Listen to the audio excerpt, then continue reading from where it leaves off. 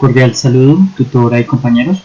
Este video tiene el objetivo de presentar la actividad 5 para sustentar los temas de las unidades 1, 2 y 3 y en este caso particular, como tema individual, tomo el sistema de señalización SS7. Mi nombre es Elkin Salcedo y la materia de conmutación. Tutora Catalina Ivette Córdoba. Bueno, en esta presentación vamos a ver básicamente la estructura de la red de señalización, la pila de protocolos, las características principales, las unidades de señalización, las principales funciones de alto nivel de esta señalización, usos y mensajes del sistema y conclusiones y las referencias finales. Bueno, como estructura de señalización de la red de señalización, la arquitectura de señalización consta de tres entidades esenciales interconectadas a través de enlaces de señalización y cada una actúa como un punto de señalización, un signaling point. Por estructura o por uso general tienen asociados unas figuras geométricas con las cuales se puedan identificar en una estructura. Entonces acá está un ejemplo de la estructura para una red de señalización en un uso de telefonía. Bueno, entonces acá por ejemplo tendríamos el SCP, que sería un punto de conmutación de la señal. Tendríamos el STP, que es el punto de transferencia de señal y que según la posición puede ser usado para señalización nacional o internacional, o también puede ser usado como puerta de enlace. También está pues el punto de conmutación de servicio, que es el SCP, que sería este final donde está tomando los teléfonos, y como una entidad adicional, porque básicamente serían tres las principales, pero una adicional que sería el SDP, es una entidad que se usa para asociar base de datos. Bueno, esta señalización, tiene una pila de protocolos que es similar al modelo OSI, y en la parte inferior son protocolos de red de señalización y en los niveles superiores son señalización que se corresponde a la aplicación del usuario, ¿no? A cada usuario. La pila pues comprende los siguientes protocolos, ¿no? O sea, en la parte inferior MTP, que es la parte de transferencia de mensaje, un poco más arriba la parte de ISU, que es la parte de usuario para tema de telefonía, y la SCP, la parte de control de la conexión de la señalización, la parte de TCAP, que es la parte de aplicación de capacidades y transacciones, la parte MAP, que es una parte de aplicación móvil, parte de aplicación CAMEL, CAP, el TUP, que sería parte de usuario de telefonía, y el BISAP, parte de aplicación del sistema de estación base. Adicional está RANAP, que es la parte de aplicación de acceso de radio, y la parte de INAP, que sería el protocolo de aplicación de red inteligente. Pues bueno, vale la pena aclarar que la parte de MAP es la parte donde la señalización se ve un poco más de uso al usuario final, en cuanto a que por ahí está el SMS, está la parte de GPRS, y son sesiones que se arman con este protocolo. En cuanto a las características principales de este sistema, bueno, pues tiene alta flexibilidad, alta capacidad y alta velocidad.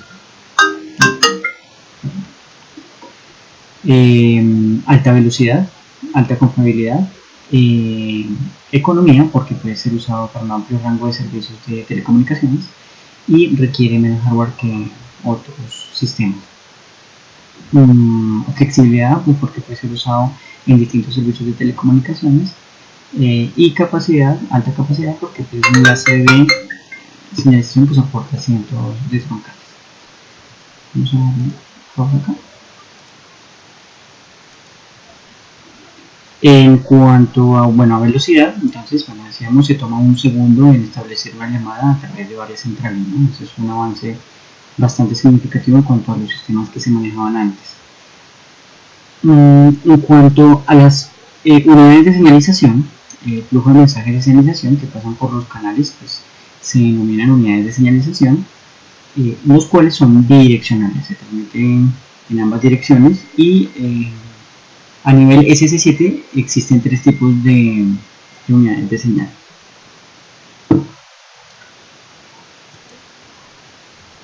Estas unidades de señalización son, pues, digamos, lo más central y lo más importante que tiene este sistema de señalización. Son tres tipos diferentes, los cuales son, por ejemplo, el MCU, que es la unidad de señal de mensaje, el LSSU, que es unidad de señal de estado de enlace, que es, digamos, como que la parte donde sensa el canal, son paquetes de información del link, el MCU, que es donde por toda la información se utiliza para transportar la información de la señalización entre las partes del usuario, y una parte complementaria también importante que es el FISU, que es la unidad de señal de relleno, que son paquetes transmitidos en forma continua de forma de mantener el canal siempre ocupado y por ejemplo, sesiones activas constantemente. En cuanto a las principales funciones de alto nivel, bueno, pues acá encontramos que se usa para delimitación de tramas de señalización, alineación de tramas de señalización, detección de errores, corrección de errores, alineación inicial, observación de la tasa de error sobre el canal de señalización y control de flujo. Digamos, eso también es súper importante, que complementa todo el funcionamiento del sistema de señalización. En cuanto al uso de mensajes, bueno, pues el principal objetivo es el establecimiento y finalización de llamadas, ¿no? Adicionalmente, es usado para traducción de números, mecanismos de verificación de prepago, envío de mensajes cortos como SMS, señalización en el establecimiento de sesiones de servicios de datos como GPRS, por ejemplo. Este sistema de señalización fue creado más o menos en 1975 por AT&T. Los mensajes de señalización pues, más importantes como el IAM, SAM, ACM, AM, REL, RLC, CPG y CON son mensajes que sirven, por ejemplo, para completar todo el control de la comunicación. Entonces, por ejemplo, el IAM contiene información inicial de la llamada, y para realizar el encaminamiento, el SAM transporta la cifra de no enviadas para el mensaje IAM, el ACM indica que se ha obtenido acceso al destino, el ANM indica que el usuario ha respondido y que se cierra el circuito vocal. El REL es que permite iniciar la liberación del canal, y es muy importante para los sistemas de tarificación y de prepago. RLC informa la liberación, que la liberación completada, y el CPG informa la llamada está en progreso. El CON informa que se completó la conexión. Entonces acá, por ejemplo, hay un ejemplo del flujo de esa señalización. Bueno, eso sería por ahora, compañeros. Gracias por su atención. Básicamente, como conclusión, yo podría decir que se observa que el sistema de señalización cuenta con paquetes denominados unidades de señal que permiten transferencia de información desde el canal, mensajes de relleno que permiten tener transferencias activas. También el sistema de señalización reúne protocolos que le permiten supervisar la red, controlar el tráfico, direccionamiento, acceso a base de datos y gestión de mantenimiento de la red. Muchas gracias por su tiempo y hasta una próxima. Muy buenos días, mi nombre es Mauricio Bayona, pertenezco al programa de Ingeniería de Telecomunicaciones de la Universidad Nacional Abierta y a Distancia, UNAD. De igual forma, pertenezco al grupo 208053-5 de la materia de conmutación. Para este caso, desarrollaremos la actividad número 5 y esta presentación se enfocará en lo que son los componentes físicos de la red, lo que comprende la red, que son los hosts, los switches, routers, algunos medios de conexión, el modelo OSI y el protocolo IPv4. En términos generales y haciendo una pequeña reseña histórica, la red IP básicamente lo que hace es conectar dispositivos entre sí con el fin de permitir conexión a aplicaciones, a software en general y algunas unidades de almacenamiento, entre otras soluciones. En esta gráfica lo que podemos ver es que, por ejemplo, encontramos dispositivos como teléfonos IPs, como sistemas, circuitos cerrados de televisión, software de aplicaciones, o equipos de aplicaciones, ¿sí? Aquí hay, por ejemplo, hay máquinas, esos son procesos industriales en donde también por mecanismos de control deben ir conectados a un punto de red y él a su vez a un software, o se loguea y está transmitiendo datos a un software, ¿sí? Y equipos en general, ¿sí? Entonces, la red IP abarca cualquier tipo de industria, puede ser, arrancamos desde el hogar, pequeños negocios hasta las grandes industrias, porque de alguna forma la industria en general necesita mecanismos de control y de precisión que son administrados por software aplicaciones que a su vez él está logueándose con, con diferentes hosts, ¿sí? Por ejemplo, encontramos también sistemas de comunicaciones, dentro de los cuales encontramos sistemas por radio. Creería uno que el sistema por radio es un sistema aparte, simplemente es un sistema emitido por RF, pero ya no es así. Los equipos Motorola ahora son IP, cada uno de los equipos se van por RF, pero se conectan entre sí o se loguean con la red por medio de IP. Entonces, la red IP es en general y abarca cualquier solución en el mercado.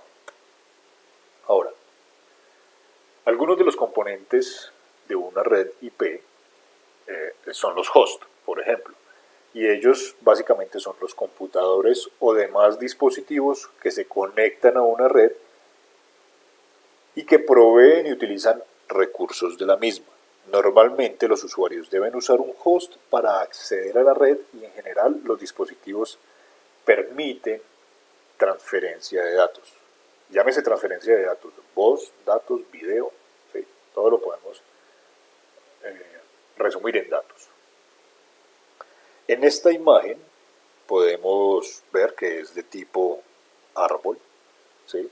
Pues recordemos que ahí hay tipos de topología que están en anillo, en estrella, en árbol.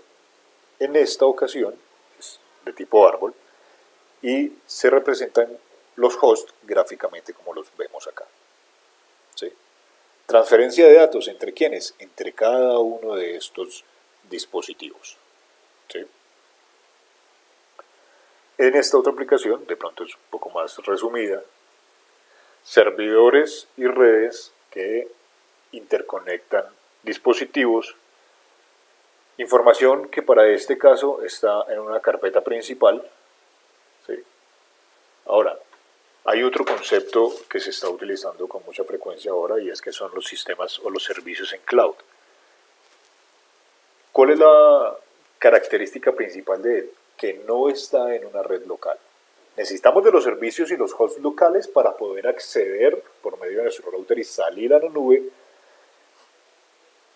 para llegar a los servicios en cloud, ¿sí? Pero ese es otro mecanismo también de transferencia y almacenamiento de datos, que también, de igual forma, necesita los hosts. Los switches son dispositivos que se encargan de generar la interconexión activa de los equipos dentro de una red de área local. Algunas de las especificaciones técnicas que siguen el estándar conocido como el IEEE, los switches, posiblemente uno de los dispositivos con mayor nivel de escalabilidad, existen de diferentes características. Hay desde 5 puertos hasta 48 puertos, ¿sí? Podemos encontrarlos con 5 puertos, de 8 puertos, 16 puertos, 24 o hasta 48 puertos, dependiendo de las características de la red que tenga el cliente, del tamaño de la red que requiere el cliente.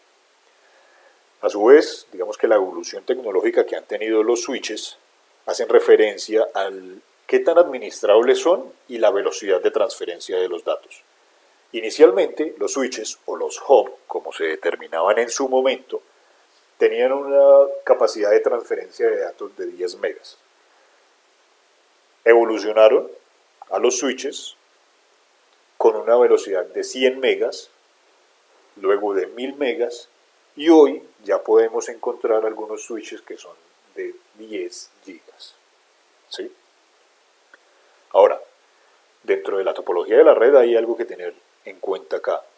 Y es que si bien nosotros podemos tener un switch que es 1000 base T o 10 o 1000 gigas, 1000 megas, perdón, de transferencia, todos los componentes deben ser de 1000 megas para que la transferencia de los datos se optimice, sean ecuánimes. ¿A qué me refiero con esto? El switch debe ser de 1000 megas, el cable debe soportar los 1000 megas, que para este caso sería un cable nivel 6, y los hosts o las estaciones de trabajo, sus tarjetas de red también deben soportar las 1000 megas, los 1000 base T. ¿Sí? Esto con el fin de optimizar la red, normalmente se certifican. Ahora, podemos tener una red que sea de 10 GB que también ya hay equipos que están disponibles.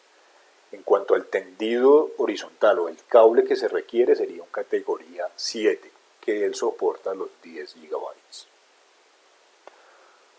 Si bien el switch es una alternativa de conexión, también encontramos otro tipo de soluciones que son por medio de los access point. ¿Sí? Es una tecnología wireless. Es más sencilla, pero es más deficiente en términos de velocidad y estabilidad de la conexión. De igual forma, los switches, los access point, también han sufrido evolución en términos de velocidad y también de estabilidad. Sin embargo, lo más lógico y estable es una conexión física. Los access point encontramos inicialmente unas velocidades de transferencia de 11 megas, 54 megas, 300 megas y hoy ya encontramos disponibles equipos con una velocidad de transferencia de 1200 megas. Son unos equipos que utilizan un protocolo que se denomina 802.11 AC. Los routers son dispositivos de interconexión de redes que normalmente operan en capa 3 del modelo OSI. Estos conectan y permiten la comunicación entre dos o más redes. Una de las características es que ellos toman las decisiones sobre cuál puede ser la mejor ruta para el envío de los paquetes. ¿Sí? Ahora, parte de la configuración de estos equipos permite que podamos establecer una conexión IP estática o una por DHCP. Lo normal es que se establezca por DHCP, también eso depende de la cantidad de equipos, también eso depende si el usuario de la administración de la red quiere generar algunos privilegios a ciertos equipos. Otra de las bondades de los routers es que pueden generar algunas etapas de filtrado de información. Entonces da algo de seguridad. Ahora, ellos permiten identificar las direcciones lógicas, son capaces de cambiar formatos de la trama, ya que operan en un nivel superior al que él posee. Poseen un elevado nivel de integración y pueden manejar distintos protocolos previamente establecidos. Proporcionan seguridad de la red, puesto que permiten configurar ciertas restricciones. Reducen la congestión de la red, aislando el tráfico y los dominios de colisión. En términos de la seguridad de la red, ellos tienen ciertos parámetros. Sin embargo, lo más recomendado es complementarlo con sistemas de directorio activo o firewall. Para la red como tal, el firewall. Ahora, los medios de conexión. Encontramos de dos condiciones, físico e inalámbrico. El físico lo podemos encontrar como el par tensado de cobre, el cable UTP normal, o la fibra óptica. ¿Sí? Para el cable UTP, El tipo de transmisión es por señales eléctricas y tiene una velocidad de hasta 7 gigas. El hasta depende. Depende de la categoría del cable. Si es un cable categoría 5E, si es un cable categoría 6 puede ir hasta 1000. Y si es un cable categoría 7 puede ir hasta 10 gigas. Esto es nominal, depende. Y tiene una velocidad máxima de hasta 100 metros. Desde la salida del patch panel hasta el faceplate o el keystone en la estación de trabajo o el punto que se requiera conectar. La norma también dice que podemos utilizar 5 metros adicionales por punta y punta utilizando un patch core de la misma categoría del cable tendido en cada lado, hasta 5 metros. ¿Sí? Otro medio físico es la fibra óptica. El tipo de transmisión, haz de luz. Velocidad, 1 terabyte. También depende. Y la distancia depende también. ¿Bajo qué condiciones? El tipo de fibra óptica que se esté manejando o que se tienda en la red. Podemos encontrar fibras ópticas monomodo o multimodo. Ellas hacen referencias a la velocidad, al tipo de propagación de la luz, la reflexión de la misma. Encontramos también en multimodo, índice gradual e índice escalonado. Entonces, todas las características del cable, de la fibra óptica, hace variar las velocidades y las distancias que podemos utilizar la fibra óptica. En medios inalámbricos encontramos el Wi-Fi y el Bluetooth. El tipo de transmisión del Bluetooth es por medio de ondas electromagnéticas, al igual que el Wi-Fi. El Bluetooth es un sistema muy práctico, pero la velocidad de transferencia es muy limitada y está catalogado en unos 6 megabits por segundo. Y el Wi-Fi hasta 1200 megabits por segundo si posee el protocolo 802.11ac. ¿Sí? Ahora, para el par trenzado de cobre, el ponchado de cable lo podemos encontrar de dos formas según la norma. Norma 568A o norma 568B. En una red debemos determinar cuál norma vamos a elegir. Debemos elegir una. Si uno en un punto poncha 568A y el 568B, el cable o la transferencia de datos no va a funcionar. Debemos seleccionar una según la norma que creamos conveniente para nuestra red. Básicamente lo que cambia es que el par verde se puede reemplazar por el par naranja en términos de posición, pero la conectividad y la velocidad varía simplemente de la calidad del ponchado y el cable. Otros componentes físicos tenemos el patch core. Encontramos de diferentes tamaños, también según categoría, de 1 metro, 2 metros, 3 metros y hasta 5 metros según la norma. Los patch panel y los keystone jack, que normalmente van en las estaciones de trabajo o en los puntos donde necesitemos crear la conectividad. Encontramos también, aparte de todos estos periféricos que mostramos y evidenciamos en esta oportunidad, accesorios, como lo son organizadores de cable, clips de marcación, tenemos las bandejas para acomodar de pronto switches, tenemos el gabinete, que a su vez hay de diferentes tamaños, de 14, de 16, RMS, que son de piso de pared, y hay una serie de periféricos también de sistema de extracción de calor, circulación de aire, que nos van a permitir mantener un ambiente deseado para los equipos activos y cableado de nuestra red. Si bien también encontramos el modelo OSI. Básicamente, el modelo OSI describe el proceso de envío de datos por medio de una red y está compuesto por 7 capas. Cada una representa una etapa diferente durante el proceso de preparación de datos que va a transferirse por un medio. Las capas que encontramos en el modelo OSI son la capa 1, capa física, transferencia de los archivos por medio físico, y ella define las especificaciones eléctricas, mecánicas y de procesamiento funcional para activar y mantener el enlace físico entre los sistemas finales. Ella posee unas características como niveles de voltaje y de velocidad en los datos físicos, entre otros atributos. La capa 2, que es la capa de enlace de datos, es esta que tenemos por aquí, proporciona tránsito confiable por medio de un enlace físico. La topología de la red y el acceso a la misma y la notificación de errores, y genera a su vez una entrega ordenada en tramas y control de flujo. Encontramos la capa 3 o la capa de red,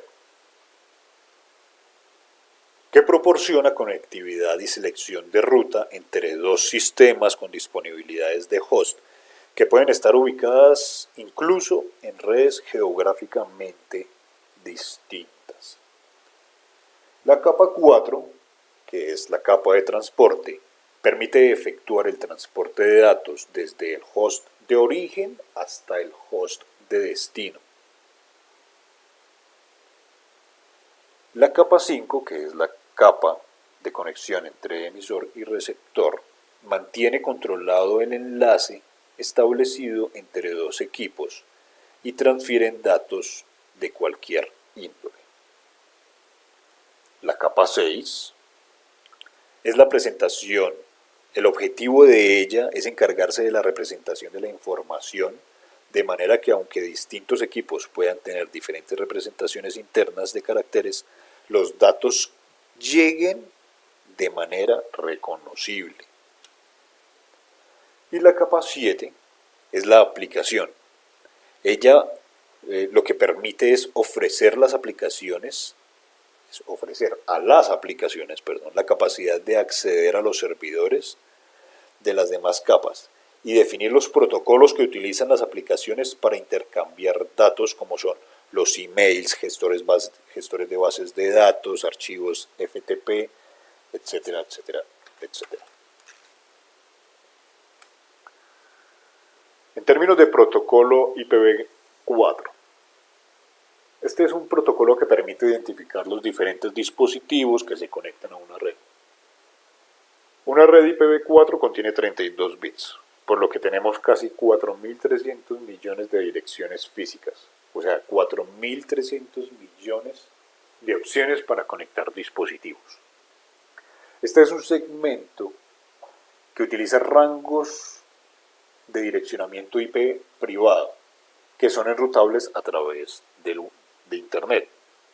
Normalmente se representa en un formato decimal separado por puntos a 32 bits. En la práctica, un ejemplo lo podemos encontrar en las generalidades de cada host que se deben registrar en la red. Gráficamente, aquí encontramos, digamos que la forma en la que el administrador o el usuario quiera logarse a una red. Estas son las propiedades de la tarjeta de red de un dispositivo. Independiente al sistema operativo que utilice, independiente al tipo de equipo, necesita un tipo de direccionamiento en base IPv4 para que se logue en una red de área local. Aquí, básicamente podemos obtener una dirección por DHCP o podemos asignarle una manual. ¿Sí? Ahora, una subred corresponde a un rango de direcciones lógicas. Cuando una subred se vuelve muy grande, conviene subdividirla en subredes para que permita administrar con mayor facilidad la red, permitiendo controlar el tráfico entre diferentes subredes mediante ACLs y de igual forma permite reducir el tamaño de los dominios. ¿Cómo podríamos hacer esto? Nosotros tenemos una red física. Tenemos X cantidad de equipos en esa misma red física. Lo que hacemos es, para crear la subred, es que vamos a establecer dos direccionamientos distintos, el router 1 y el router 2. Router 1 podemos darle un segmento que sea de tipo 192.168.2.1. Esto es un segmento. Y el router 2 podemos asignarle un tipo de direccionamiento 192.168.1.1. Este router por DHCP va a asignar los equipos que estén conectados a esta red, a estos equipos, estos segmentos. Y este equipo, a su vez, puede direccionarlos con un segmento diferente.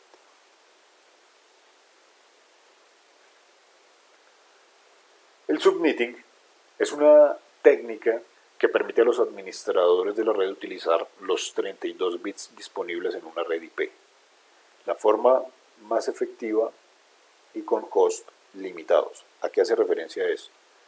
Si yo tengo una red y quiero dividirla, y más que dividirla es poder controlar la cantidad de equipos y su tráfico, yo genero un subnetting. En clase A, y como lo mostramos aquí, podemos alojar en una red hasta 16 millones de hosts. Si utilizamos, por supuesto, los 24 bits de la clase A. En clase B podemos tener 16 bits y él hace referencia a 65.000 hosts. Y el clase C, que es el normalmente utilizado, utiliza los 8 bits, que son 254 hosts.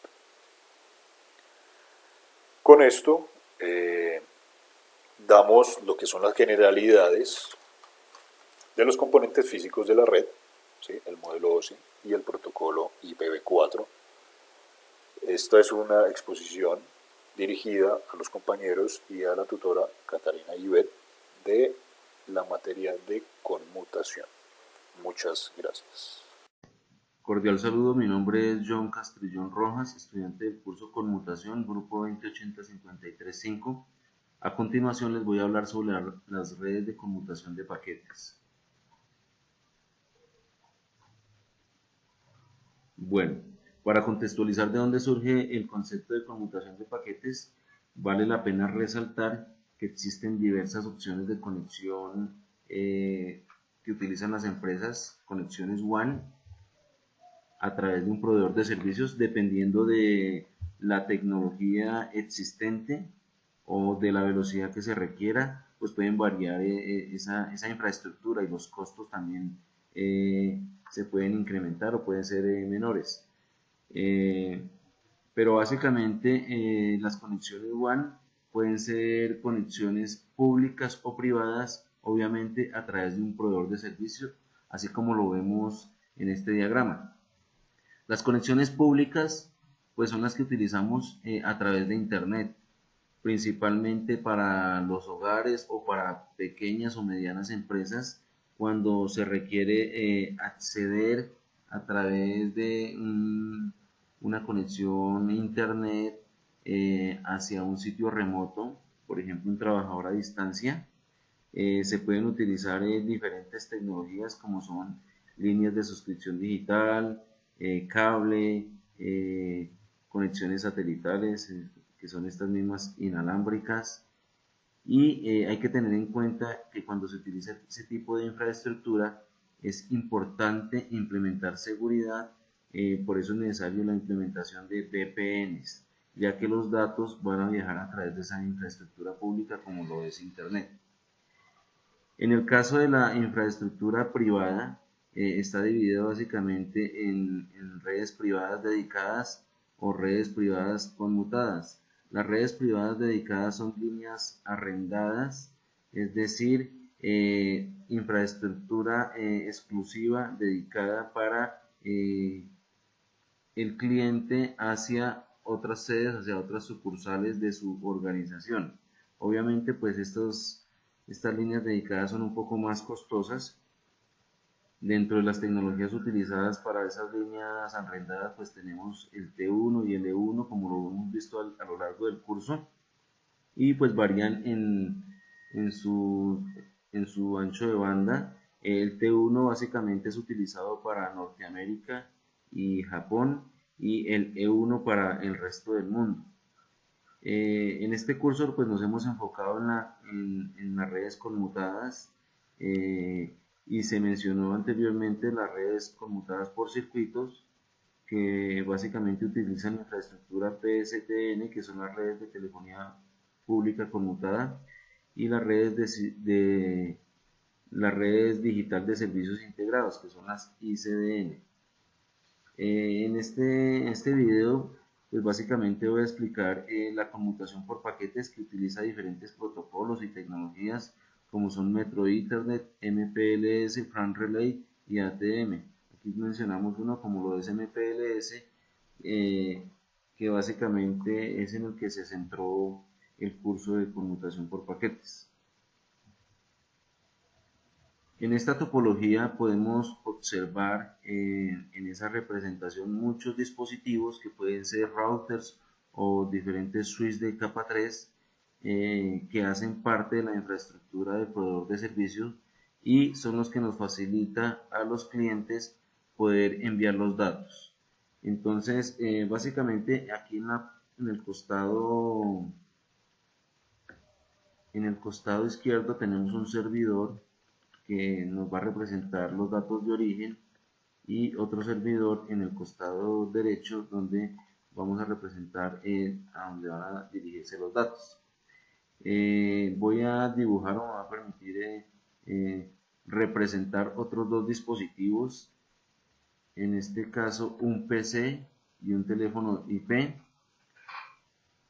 valiendo la pena resaltar que los datos que generan cada uno de estos dispositivos en las redes conmutadas pueden ser de diferentes tamaños, por lo tanto es necesario dividirlos en porciones más pequeñas, que las vamos a denominar paquetes. Esas porciones pequeñas van a compartir una infraestructura de red, por lo tanto es necesario que se multiplexen. El concepto de multiplexación básicamente es que cada uno de esos paquetes van a utilizar ese medio uno seguido del otro, como lo vemos aquí representado. Al llegar hacia un dispositivo intermediario, pues básicamente lo que se va a hacer es que los paquetes se van a agregar a una cola y van a esperar a su turno para ser enviados por una de las interfaces de los dispositivos. Existen dos enfoques para la determinación de los enlaces. El primero de ellos es los sistemas sin conexión, donde se debe transportar toda la información de direccionamiento de cada paquete. Cada switch debe evaluar la dirección para determinar a dónde enviar el paquete.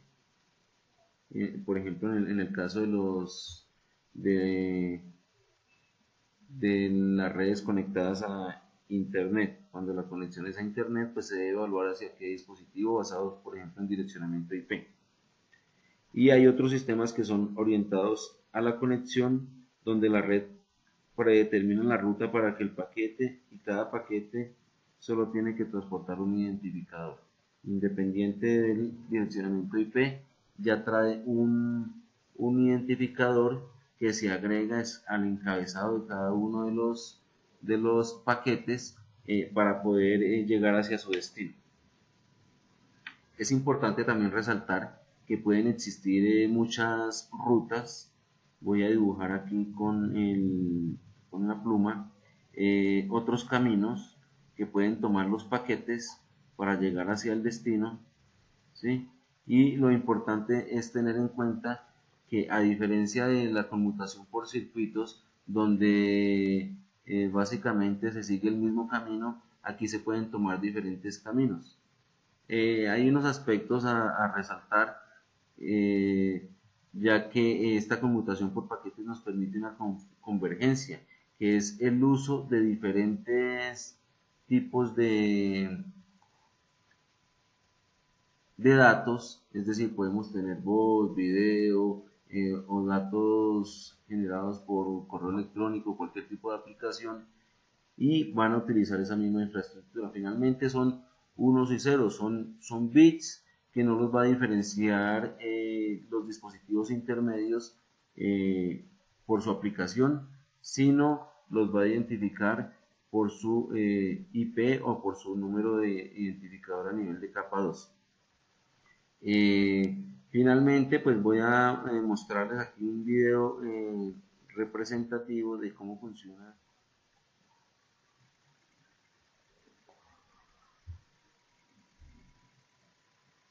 Aquí podemos observar cómo los datos de los usuarios están rotulados. Pues aquí ese rótulo lo podemos identificar por los colores de los paquetes. Lo podemos volver a ver. Pueden pasar de dispositivo a dispositivo y lo más probable es que tengan que esperar su turno para poder ser reenviado y finalmente llegar hacia su destino, como lo es en este caso el servidor 2. Contextualizando la conmutación de paquetes en la transmisión de voz, es importante tener en cuenta que para transmitir voz en redes de datos es necesario estudiar el protocolo IP, ya que esta es la base de transmisión de datos en Internet. También es importante resaltar, para finalizar, que en cualquier sistema telefónico es necesario un protocolo de señalización. La misión de la señalización es permitir el intercambio de información entre los usuarios y la red, a fin de que la llamada pueda ser establecida y posteriormente terminada. Uno de estos mecanismos es el sistema de señalización por canal común, o SS7, que básicamente es un conjunto de protocolos de señalización telefónica empleado a nivel mundial en las redes telefónicas, cuyo propósito es establecer o finalizar llamadas, entre otros usos que puede tener. Entre estos se incluye también la traducción de números, mecanismos de tarificación, prepago y envío de mensajes cortos. Se ocupa también del establecimiento de una llamada, intercambio de información de usuario, enrutamiento de llamada, estructura de abonados diferentes y soporta servicios de redes inteligentes. Asimismo, mediante la norma RFC 3261 de la IETF, se definió el protocolo de inicio de sesión, SIP, que es un protocolo de control de nivel de aplicación para la creación, modificación y terminado de sesiones con uno o más participantes. Estas sesiones incluyen llamadas telefónicas por Internet, multimedia, distribución y conferencias multimedia. Pero ¿cómo funciona este protocolo SIP? Básicamente es un protocolo de petición-respuesta donde un cliente envía una petición a un servidor y este envía una respuesta correspondiente en cada caso.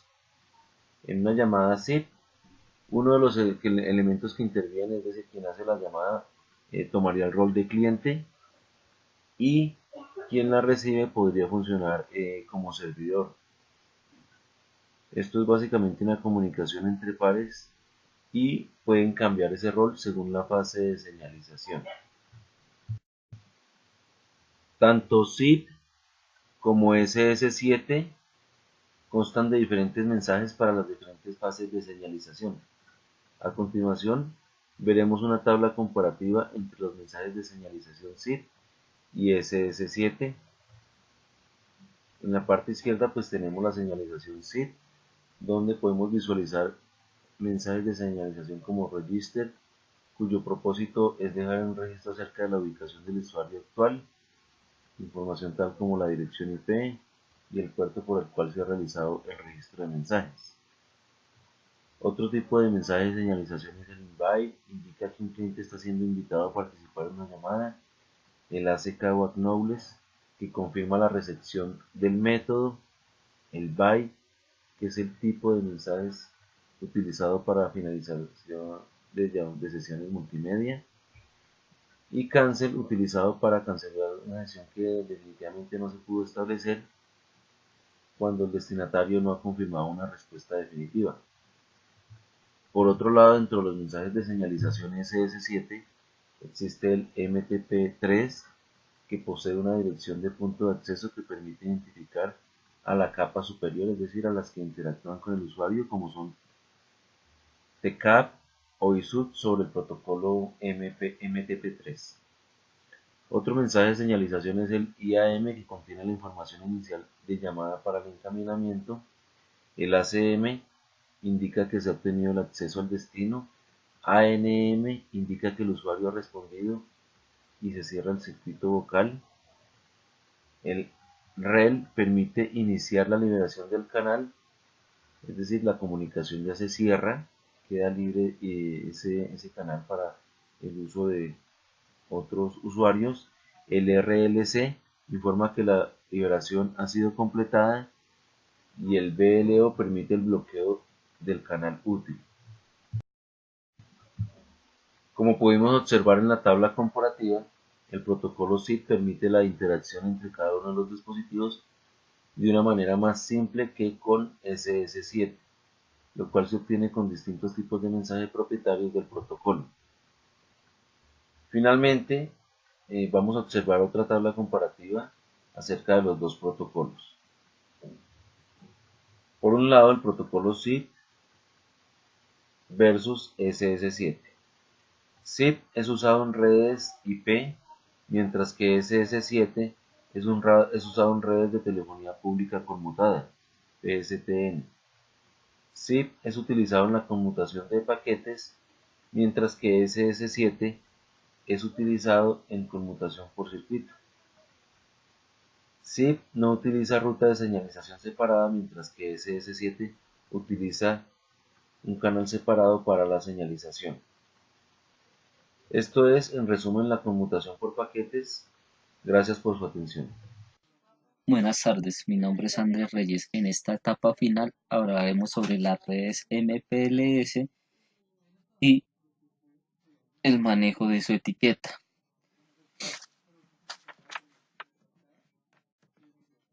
Protocolo MPLS. MPLS es un protocolo de transporte y opera entre la capa de enlace y la capa de red del modelo de referencia OSI. Es usado para la transferencia de todo tipo de tráfico como voz, video, paquetes IP. Como podemos ver en la gráfica, el cual podemos utilizar el Internet, conexiones PSTN y redes de seguridad como firewall, inclusive PBX y servidores de Internet. Adicional a esto, podemos decir que la red MPLS es un estándar IP de conmutación de paquetes del IFT, en el cual trata de proporcionar algunas de las características de las redes orientadas a conexión y no orientadas a conexión. Como sabemos, en el encaminamiento IP sin conexión tradicional, la dirección de destino junto a otros parámetros de la cabecera es examinada cada vez que el paquete atraviesa un router. La ruta del paquete se adapta en función del estado en las tablas de encaminamiento de cada nodo, pero como la ruta no puede predecirse, es difícil reservar recursos que nos garanticen la calidad de servicio. Además, las búsquedas en tablas de encaminamiento hacen que cada nodo pierda cierto tiempo, que se incrementan en función de la longitud de la tabla. Esta etiqueta es un valor corto y tamaño fijo transportado en la cabecera del paquete para identificar un FEC, Forward Equivalence Class, que es un conjunto de paquetes que son reenviados sobre el mismo camino a través de la red, incluso si son destinos finales son diferentes. Acá podemos validar cómo es la etiqueta MPLS y de qué está conformada. Como podemos ver, cuando se implementa una MPLS se está dando una solución IP pura o de nivel 3, que es la más habitual. La etiqueta es un segmento de información añadido al comienzo del paquete. Los campos de la cabecera MPLS, como muestra la imagen, es de 4 bytes o 32 bits, que son los siguientes. El label, 20 bits de etiqueta MPLS. Es el valor actual con sentido únicamente local de la etiqueta MPLS. Esta etiqueta es la que determina el próximo salto del paquete. como miramos en la gráfica. Tenemos el EPS o COS de 3 bits, que es para identificar la clase de servicio. Este campo afecta a los algoritmos de descarte de paquetes y de mantenimiento de colas en los nodos intermedios, es decir, indica la calidad de servicio del paquete. Mediante este campo es posible diferenciar distintos tipos de tráfico y mejorar el rendimiento de un tipo de tráfico respecto a otro. Tenemos el S1, bit de pila para apilar las etiquetas. Acá como lo podemos ver en la imagen. Mediante este bit se soporta una pila de etiquetas jerárquicas, es decir, indica si existen más etiquetas MPLS. Las cabeceras MPLS se comportan como si estuvieran apiladas una sobre otra, de modo que el nodo MPLS tratará siempre la que estuviera más alto en la pila. La posibilidad de encapsular una cabecera MPLS en otra tiene sentido. Por ejemplo, cuando se tiene una red MPLS que tiene que atravesar otra red MPLS perteneciente a un ISP. Hablamos de ISP cuando es un operador de servicio de internet o de algún servicio específico que nos esté ofreciendo. De modo que al determinar de atravesar esa red, se continúa trabajando MPLS como si no existiera dicha red externa. Y tenemos la parte del TTL con 8 bits, que es el tiempo de vida que dura toda la trama MPLS.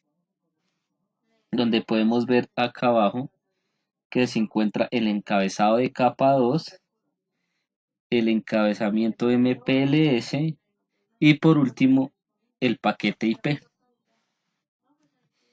Acá vamos a ver un ejemplo del recorrido de la trama MPLS.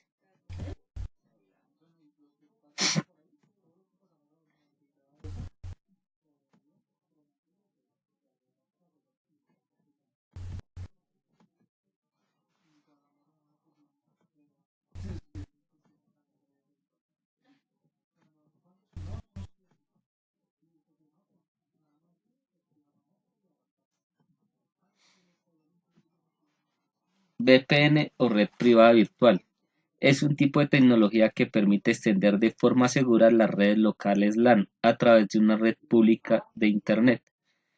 Este tipo de conexión puede ser punto a punto, site to site, o a través de un equipo específico o también de una red específica. Permite realizar cifrado de los datos que viajan a través de ella. Permite realizar conexiones temporales desde la casa hasta la oficina. Características de seguridad de una VPN. Autenticación. Control de acceso a través de usuarios y contraseñas. Integridad. Controla que los datos que viajan no sean alterados. Confidencialidad. Solo puede ser interpretada por el destinatario. No repudio. Mensajes va firmado. Control de acceso. Permite restringir los datos asignados a cada usuario. Auditoría y registro. Control de flujo de datos desde la VPN. Calidad de servicio. Asegurar buen rendimiento.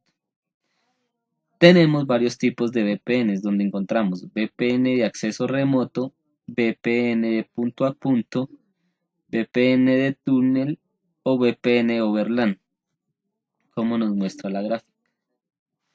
Muchas gracias por su tiempo.